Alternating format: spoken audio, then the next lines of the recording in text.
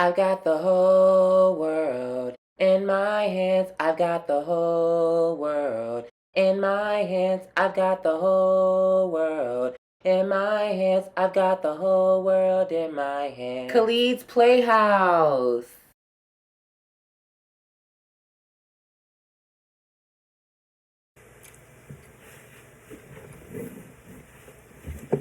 No, I'm eating granola.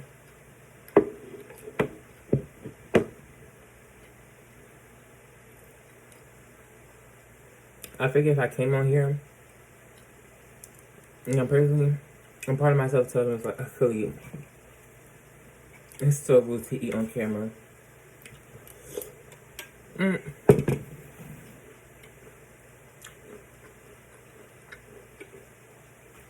But then they be like, girl, don't they be having them little ASMR joints when they be watching people eat? Show them, man. But I'm thinking, if I came on here with food or came on here doing something, despite my objective still being relaying information and just expressing myself and talking, I can slow my thoughts down. Because I'm focusing on two mental processes at once, which slows down the speed. Because a part of my brain is focused on chewing and processing and experiencing the food. The other one, processing, receiving the emotion, the thoughts, which turn into words, and I can focus more on slowing down in my expression. So that don't sound crazy. You see? I don't sound crazy now. And I know it's also rude to, like, you don't brush your hair around where you eat and shit, but I put it to the side just now. I need to put my do-rag on. I left my nappy here, but for some reason I can't stand to see it. Be right back.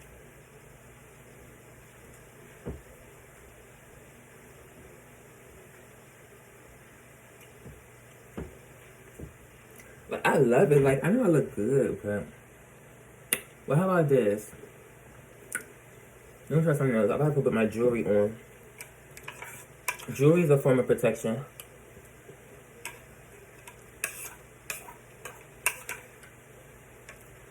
For some people,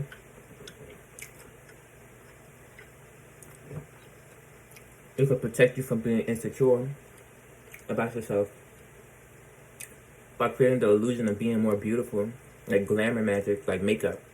Makeup is a form of magic. It's a glamour.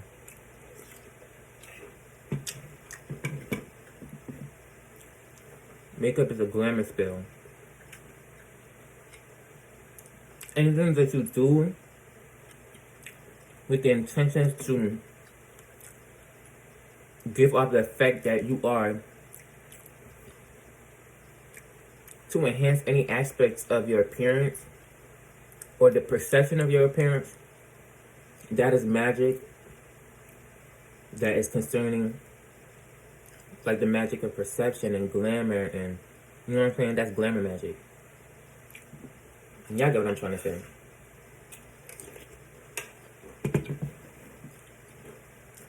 Everything that we do, for the most part, it's like magic.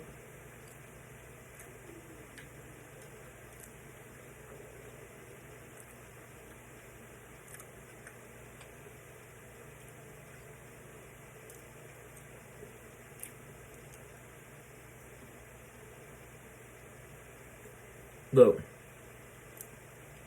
so this is based off of Aleister Crowley's dilemma. Aleister Crowley was a known magician, a known wizard or whatever. He was an occult scientist as well, highly respected in the occultist world. I'm an occultist. Even when I don't think of myself as one, naturally I talk about the occult. What is the occult? And just search it up, because I have to back stuff up with reason. I don't want to just be sounding like I just be saying anything. I try to prove what I can. Some things are intuitive, some things are just pure knowledge and information. Occult, supernatural, mystical, or magical beliefs, practices, or phenomena. Occult is an adjective of, involving, or relating to supernatural, mystical, or magical powers or phenomena. So, in relation to the occult and occultism, magic, in the context of Aleister Crowley's Thelema, is a term used to show and differentiate the occult from performance magic, and is defined, because I typed in magic with the K. He put the K to differentiate magic, real magic, from like the little tricks and stuff that people be doing, the little magic tricks, like cards and shit.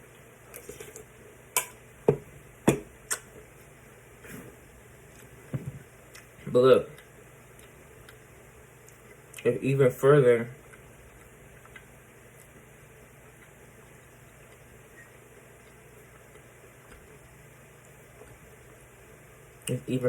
defined, is a term used to show and differentiate the occult from performance magic, and defined as the science and art of causing change to occur in conformity with will, including mundane acts of will as ritual magic.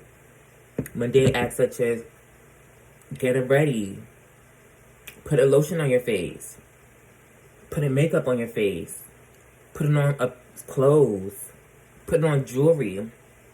Like, watch this. This is magic. If I want to change the way people perceive me, or if I feel I want to look cuter, and I want to will that into my reality, I want to will that change into my reality. My mind might tell me, okay, could he put these glasses on?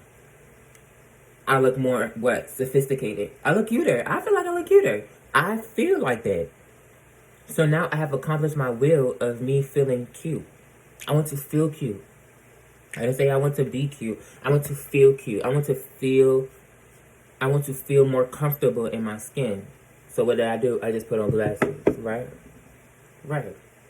I want to feel more adorned. I want to feel more elegant, flashy, sexy. So what am I about to do?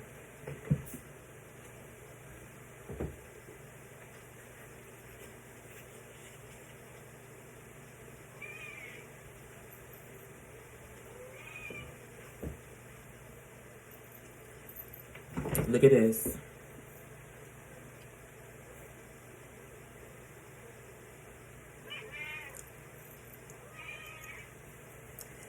I feel more like, if I take this off, I feel more, I feel like, you know what I'm saying?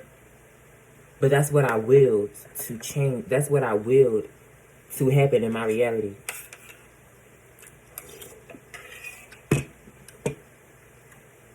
Now, some people wear stuff like this, or wear things not to feel better about themselves, but to look better for other people. And the fact that they look better to other people makes them feel better about themselves. It's not the clothes that make them feel better about themselves. It's the reaction to the perception of what they got on. You know what I'm saying? That's how powerful perception is. That's how powerful the mind is. So, for example, now,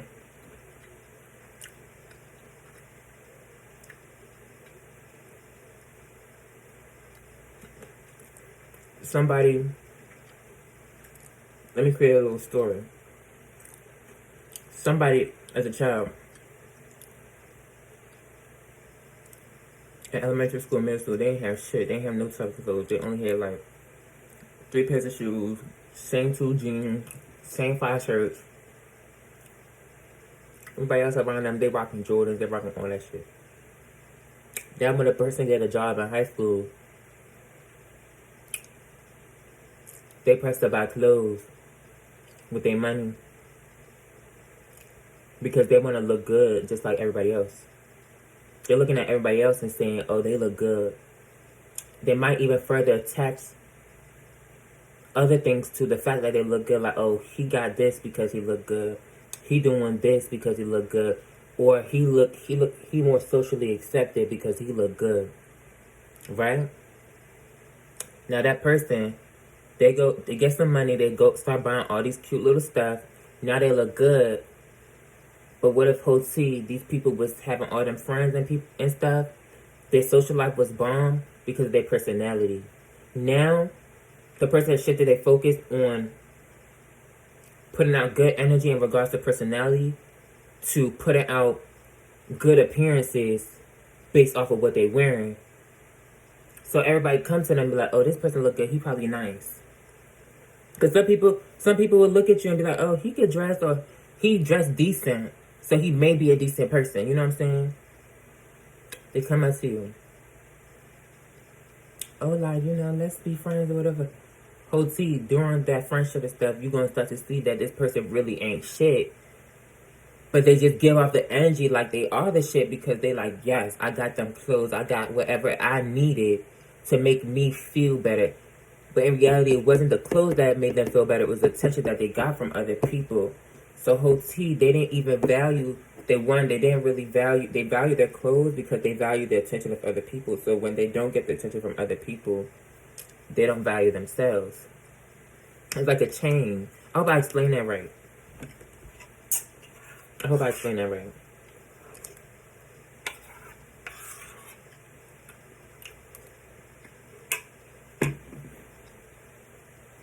Mm-hmm.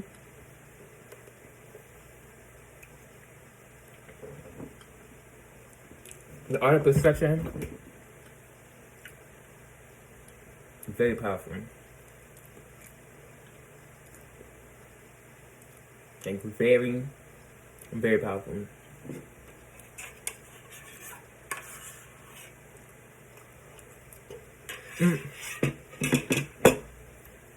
Now I hear in my head, I don't feel complete.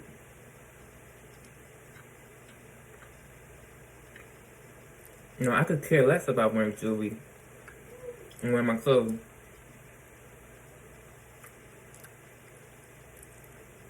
But the reason why I could care less could come from a more egotistical place, or could come from a place of soul and spirit. Like, I could tell you, I could care less about what I got on because appearances really don't matter.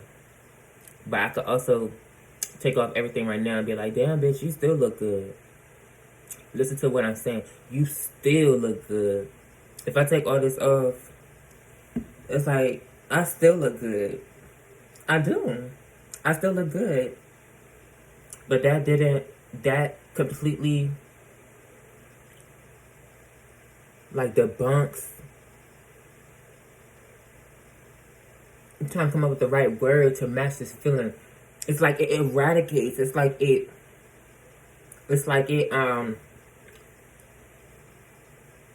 undermines or something. It's like undervalues, or like it's void. Like that term, if I told you, yo, I could care less about wearing jewelry or wearing these clothes because appearances don't matter. That's me telling y'all that I do not care about my appearance. But then when I finally take off my clothes and stuff, and take off the chain, like, oh damn, I still look good. That could be perceived as maybe I wasn't looking for that reaction at first, but when I seen it, when I looked at my physical appearance without all of this, I was met with the perception like, damn, I still look beautiful regardless of whether I think about my appearance or not.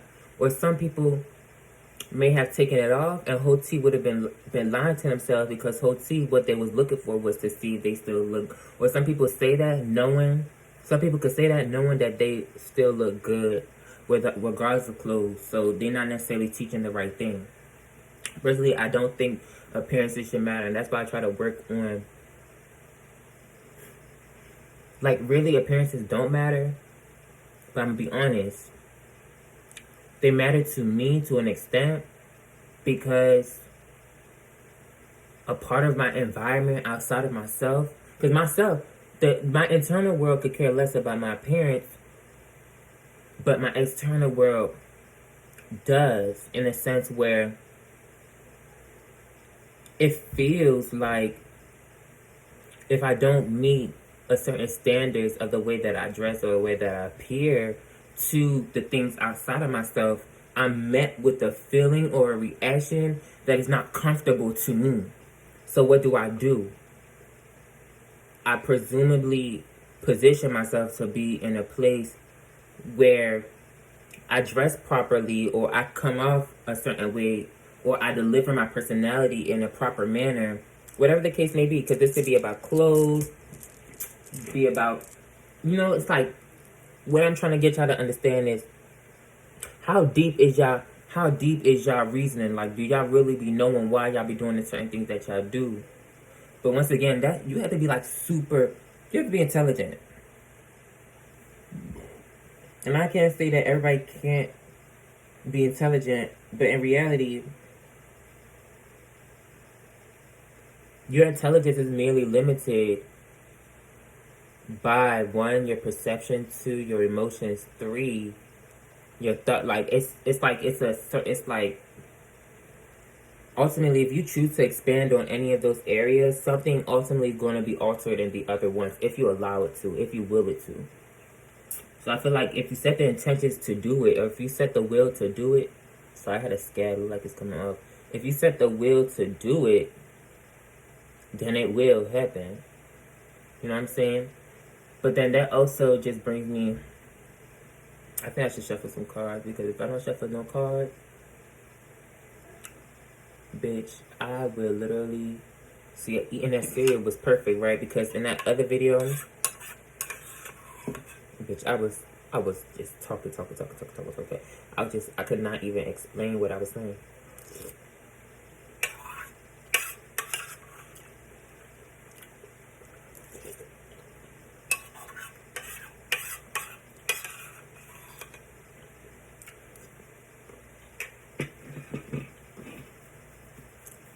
I think I want to title this one,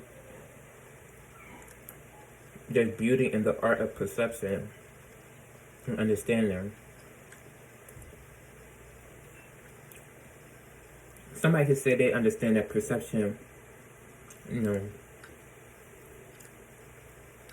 if I say you understand it, if you understand something, then you probably understand it. But it's like,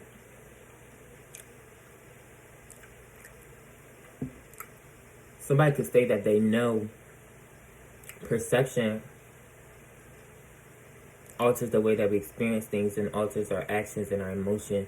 Like, perception alters a lot of stuff on the internal and external work, on the internal and external level, right? But to say that you know that is one thing, but to say that you understand how or why it does that is another thing. We do a lot of knowing and not understanding.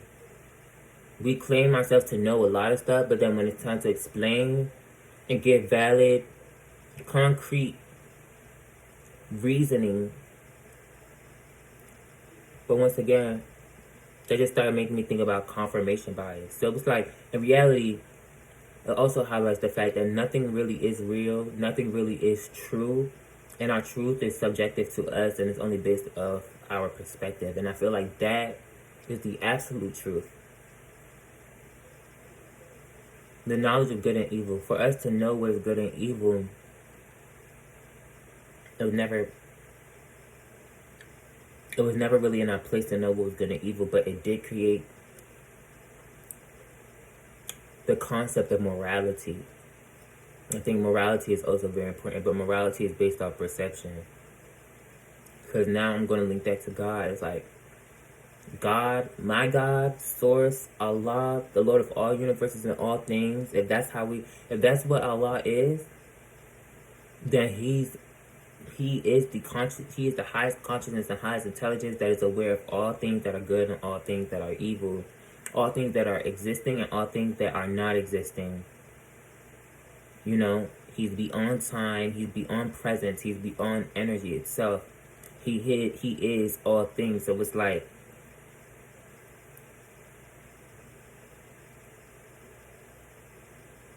that within itself is very chaotic. If source, the ruler of all things, knowing and unknowing, literally manifested on this earth right now. Bitch, it's something that, one, I can't even possibly imagine it, because my spirit's telling me, bitch, she is already manifested on this earth. In a sense where we can only experience things from the perception of earth, because that's where we on. Everything around us is source. We live in the chaos. Like, bitch, bitch, we really be living in a black hole. I'm not even gonna hold you. But I'm gonna explain that real quick, because it's like, if a black hole draws everything to a center, it's like, even light itself cannot escape a black hole. It's like, okay, what is going on? What are you experiencing with all of those substances and all of everything is being basically, it seems like everything being ripped down to its the basis of the minute material that creates this reality. It's like, that's all being drawn into one singularity. It's like, if all of those things, how can I say this? No, I'm gonna shut it off right now, and I'm gonna do another one. Peace, love, and light. Namaste. I love you guys. Take care. Bye.